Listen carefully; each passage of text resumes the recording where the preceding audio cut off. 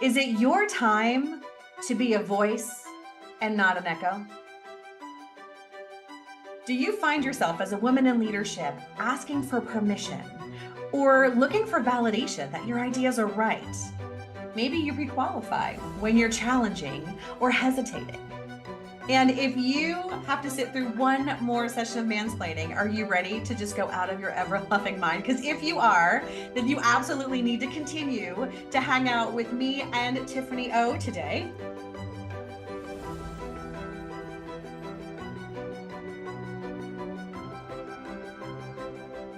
I'm Tammy Alvarez, the founder of the Career Winner Circle, where we empower business leaders to make a big impact and love every Monday again. And Tiffany O is one of our master coaches, and she is relaunching Own Your Power, which is a women and leadership series designed to help female leaders thrive. Tiffany, I am so excited that we're going to be doing this together.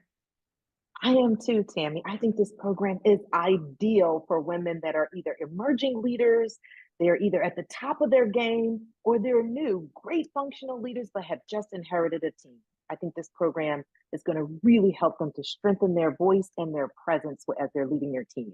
Absolutely. And today we have a big announcement at the end of our conversation. So make sure you stay tuned in. But the first thing we're going to talk about is the importance of strengthening your voice. Yeah. You know, Tammy, the big why, right? We always want to start with why this really matters. We think about the power of voice impacts our authenticity and our ability to and inspire trust in our teams, right? So that vulnerability based trust is so important with finding our voice and getting people to stand behind us.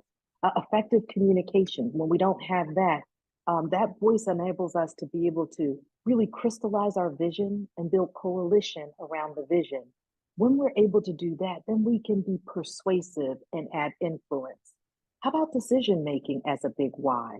The lack of confidence here means that we won't be able to empower and inspire confidence in others around the decisions that we do make.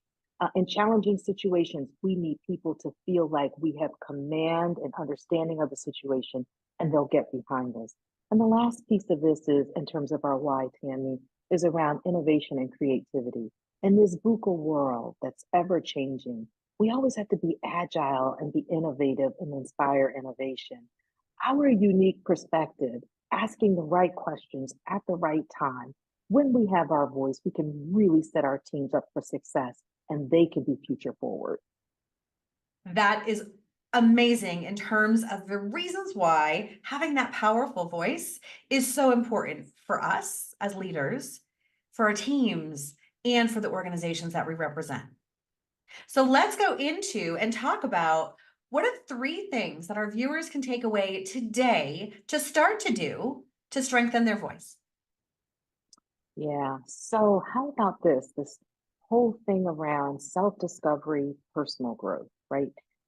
Think about our values and stand on the platform of our values, understanding what really truly matters to us is a foundation for finding our voice.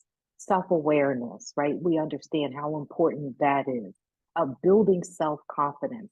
That is so critical as we think about finding our voice. And if you don't understand what your strengths are, Cammy, this is the time for us to take a moment and pause and invest in some of those assessments and then calibrate those assessments to our team. Then we have a voice, and then we also have a collective team voice. Yeah.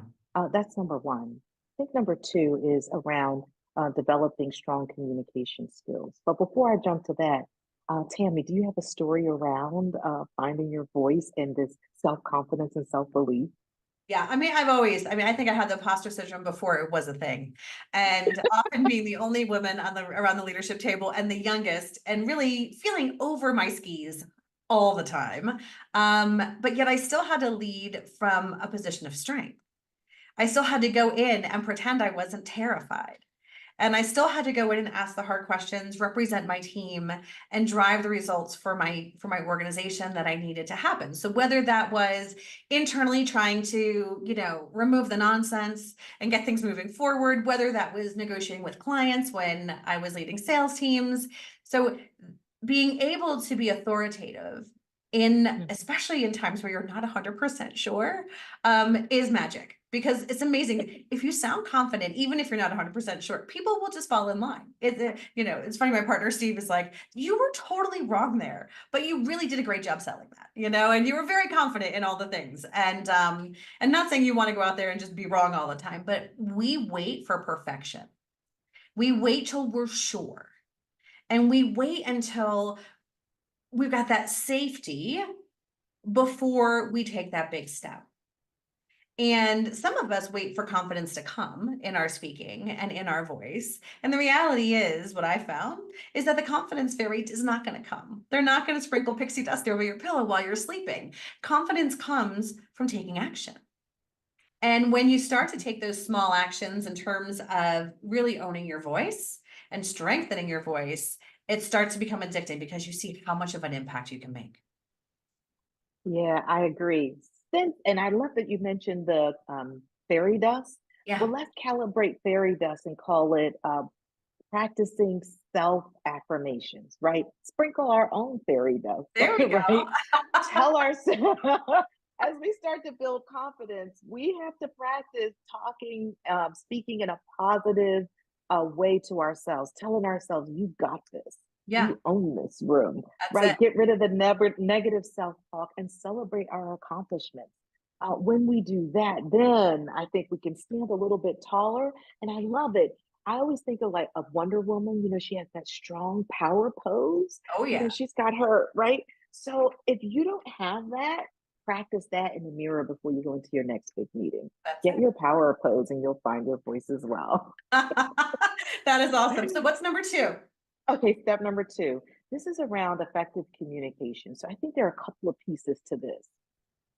One, people need to feel that they have been really heard, right? So we have to practice active listening. That means we can't really be thinking about what we're going to say next if we're in the moment.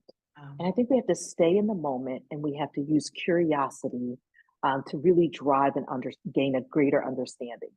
When we're able to do that and we can respond to people's perspectives, we strengthen our communication styles. I think the next piece of communication is around our ability to be clear and concise, right? So giving back what we heard, this is what I think I heard, but making it concise, make our point. And then sometimes we have to summarize it, come back and summarize that. And then the last piece around this communication is really practicing through public speaking. If you're not in Toastmasters and you're not a public speaker, being a good public speaker is not around personality, right? This is not around being, I'm a shy person or an outgoing person. To be an effective leader, you must have presence and command the room. When it's your time to stand and present, you need to be able to speak and present those numbers with confidence. You need to be able to tell your why and build coalition around your vision. For the 5 minutes you have of fame, own that thing. Take And it. so if you need to, if you need practice with that, then join Toastmasters or pregame with your team. I found that to be hugely effective. Some of the best decisions that we ever were able to make as a team really came from our ability to sort of pregame with a pitch deck.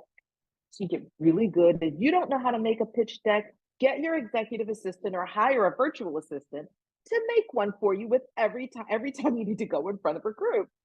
You run that pitch deck with your most prickly stakeholders, the ones that are the most difficult, the ones you think that would push back in a meeting and challenge your voice. Yes. With them first, one-on-one. Get their feedback, work that into your deck. Then you take it and you shop that around.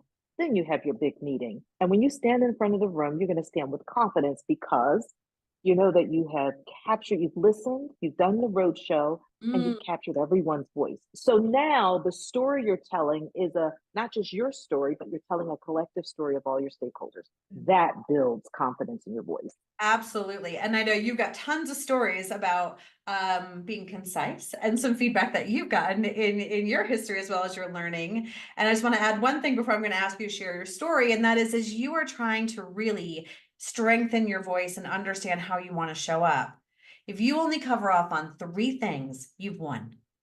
Mm. The first thing is why. The second thing is what. And then the third thing is, or the first thing is why, second thing is, so what, and now what? Because we want to have that purpose and that next steps and really that contextual story behind it so people can really understand what the point of the conversation really is, right? Versus what the words are being said, which are not always the same thing. So Tiffany, share one of your stories on how you got good at this. Oh, I'll never forget. This happens in healthcare. So in healthcare, it's not just one department. These are multidisciplinary teams. Mm, Stakeholders vary from the bedside to the boardroom. They all must be treated with sensitivity. And when issues come up, it's never just your team's ideas that are the solutions to the problems. I'll never forget we were trying to solve a big problem as it related to attrition, as it related to not just attrition, but we thought people were going to be rift. And right. that came up, and that's a very sensitive subject you don't want floating down the hallways. Right. I'll never forget my You're already going team, there anyway. small. You don't want to make it any worse, right? So yeah. Yeah. So my team, we noticed that, this was a big issue that really hadn't been, thoroughly addressed. And we were trying to solve for some of the bigger problems that we couldn't fix. So we got together and we, figured out what were the biggest pain points. We got together with some of the key leaders, talked about how we might position that. What can we do to get ahead of that? How do we prepare people? And how do we avoid a rift situation when we have 55,000 employees in the health system? And so that started with a pregame meeting with the team. Then that moved to the operational sponsor. Then that moved to the executive sponsor. Then that moved to a small group of HR leaders. Then it moved to a larger steering committee, right? By that point, we had baked and baked and figured that thing out. By the time the word RIF came out of my mouth at the table, it wasn't a surprise and people weren't concerned about where we were going with that. We had already solved the problem. So Yeah. again, all of that was just an example, a real life example of how some difficult problems, I think you can avoid the hallway banter Yeah, that can come and totally. challenge your voice when you get everyone on the same page. You pre-game that everyone has had an opportunity to weigh in. Then when you need to present, you can stand in front of the room confidently with the 1, 2, or 3 solutions that the team have come up with. Love it. Love it. Number 3. Oh, number 3. This is about finding your authentic leadership style. And so when we talk about authenticity, this isn't someone else's journey, someone else's story. This Mm. isn't someone else's why that you're parroting. This is yours. Mhm.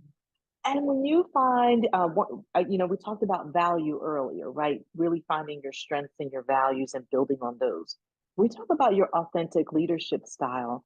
You have to discover what that is, right? What's your core leadership style? Are you going to be that open, approachable, values-based, principled leader? If so, own Right. that, right? If Yeah. you're the servant leader, own that, right? And then be really, really clear about that. Embrace your individuality and make sure you can back up all of that with your story, the journey that got you here. When people really understand you and why you have adopted and embraced a particular leadership style, they're more likely to rally around you. And you're more likely to stand in your decisions because they're backed by your values and principles. And here's the last thing about finding your authentic leadership voice. Sometimes you need a mentor or a coach. Seek mentorship. Learn from experienced leaders as you're calibrating your own individual style. Mm. Maybe something that's a little more natural to you, you need to tweak a little bit. For example, I remember early in my career, my first time leading a team, Tammy, I was 18 years old. So my voice, an 18-year-old is a know-it-all. Of course That's you fine, did, right? Absolutely. right? So what did I know at 18 years old about leading a team of adults nonetheless, right? So I was thrust into a role without really being prepared. I Mm. needed mentorship, coaching, because of course you have to sometimes that natural thing about you. I was put into that role because of the natural abilities, but Mm. I needed some refinement. And Absolutely. so if you're finding yourself needing refinement, get a coach or mentor. Doesn't mean you're not a good leader. You're just finding your authentic leadership style. And when you get there, you're going to stand on that platform and your voice will be powerful and strong. Absolutely. And as I was coming through the leadership ranks, I had the benefit of being part of top talent programs and leadership development and emerging leader programs where we're forced to do these things, and get that critical feedback. And it was interesting because as I was going through that process, they would videotape you and it would be horrible, right? It'd be so bad. And that would really help you gain your perspective on body language, tone, your trigger words, like was my big one. And then I moved on to that was my next favorite one. And so I always have these little trigger words I love to pull in during when I was actually making a speech versus just having a normal conversation. Even today, in the privacy of your own home, it's so much easier to sit there in front of a video camera, just riff and do your thing as if you were in that boardroom or that conference room, and then play that back to see what you look like. So if you're not willing to have that coach or mentor because you're not sure that you're ready to have other people see all the, ridiculousness, then practice at home. And if you want some really good comedic entertainment, go hit the Coral Consulting Group YouTube channel. You'll see some of my original videos from 6 years ago, and they're absolutely horrible. And I keep them up there to remind myself of where I came from and also to give everybody else some confidence that yes, you too can be this bad. So, and then over time, you get better. Tammy, as I heard you telling your story, since you were being so vulnerable with us, last week I had an experience in which I had to not be a hypocrite. I had to, this the advice we give our clients, we also need to live this on a regular basis. And so I was thinking about, I started playing golf a couple of years ago. And recently, one of my golf buddies videotaped me. And my golf swing was hilariously terrible. Uh-huh. Like, I was getting air and hitting. The sound of the ping is beautiful.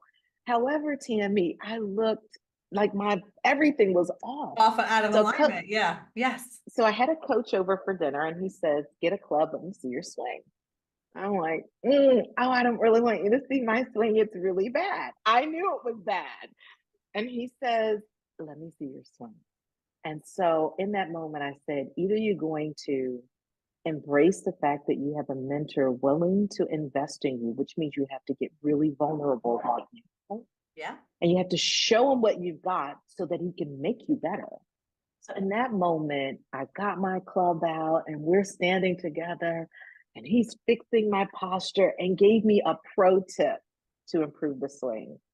And I have to tell you now, I'm a lot more confident. So when I go out with my buddy next week, I'm going to show my new moves. But That is my point awesome. is that there's something about having a mentor or a coach, and you have to be completely vulnerable with them to find your off. That's what authenticity That's to right. me is Absolutely. really about, Yeah. being real. And when we do that in a work setting, and it's okay to be vulnerable with your peers, with your colleagues, and with others. It helps us to just become better leaders and shows them how they can also find their voice.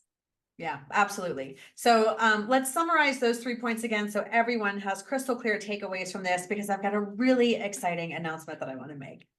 All right. So, number one, as we start thinking about voice, the first thing we want people to do, build confidence and self belief, right? Practice self love, self care, prioritize your physical, mental well being, all of that. Embrace your strengths, figure out what those are. Number two, develop strong communication skills. Practice in the mirror, practice with video, practice with your buddies. Effective listening. That'll help us to be able to calibrate our responses in a way that shows that we really understand others. And then third, find your authentic leadership style. Invest in yourself, build on your values, find a mentor if you need one. Those would be our 3 tips for finding and strengthening your voice. Awesome. And everyone can start to do that right away with some of the ideas that we've been able to share today. And so as you're listening to this and as you're thinking about how you're showing up, I want you to close your eyes for a minute and imagine the next time that you've got that big meeting, that you are walking in there confident, You know that you've got the command of the room. You have the ability to persuade and to inspire with authenticity so that people take immediate action, because that is the way you're able to make an impact. And all of this is just one step away. What I'm excited to announce is that Tiffany and I are relaunching the Own Your Power Masterclass. It's an 8-week masterclass for women, and that starts on October 1st, but pre-sale starts soon. So make sure that you get in there, get on that wait list, get all the goodies, because you are an action taker and we reward action takers by clicking all the links below in this post. We have got 4 more power moves that we cannot wait to share with you, but those are going to come a little bit later. So meanwhile, I am so thankful that you're here. Welcome to the family and the community. Tiffany, what other words do you have to send us off today? So Tammy, I'm excited about the relaunch of the Own Your Power program too. Listen, if you're on the call with us today, we can't wait to meet you in person. You're going to find a safe place with your peers to unleash what it is that's been holding you back from really owning your voice and finding your own power. So we look forward to meeting you. Join us in the next several segments where we talk about the other 4 power moves, and we hope to see you in our masterclass. If needed, if you want a one-on-one clarity call with me, feel free to book that in the link below as well. See you soon.